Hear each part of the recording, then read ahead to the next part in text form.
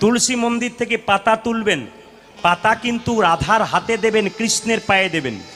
আচ্ছা, কৃষ্ণের পায়ে কটা তুলসী পাতা দেবেন কারো জানা আছে? আজকে জানতে হবে কিন্তু আপনাদের। কৃষ্ণের পায়ে কটা তুলসী পাতা দেবেন? কেউ একটা বলেন, কেউ দুটো বলেন, কেউ পাঁচটা বলেন, কিন্তু আপনাদের সব ধারণা না, সব ধারণা ভেঙে দেবো আজকে। কৃষ্ণের পায়ে আপনারা 3টে তুলসী পাতা দেবেন। কেন 3টে দেবেন? আমার দিকে তাকিয়ে নেন, আমি আপনাদের বুঝিয়ে দিই। এই যে আমার হাতে দেখছেন, এটা আমি কি পরে আছি জোরে বলুন? রাখি। রাখি যেটাকে বলা হয় রক্ষা সূত্র, এটাকে রক্ষা সুতো বলা হয়।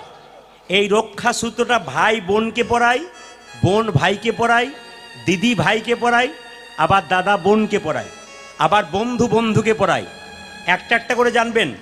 এই যে রাখি বন্ধন উৎসব, আমি তখন ছিলাম আলিপুরদুয়ার, মানে কোচবিহার আলিপুরদুয়ার, কত দূর বুঝতে পারছেন তো? ওখানকার ছেলে মেয়েরা আমার হাতে রাখি বেঁধে দিয়েছে।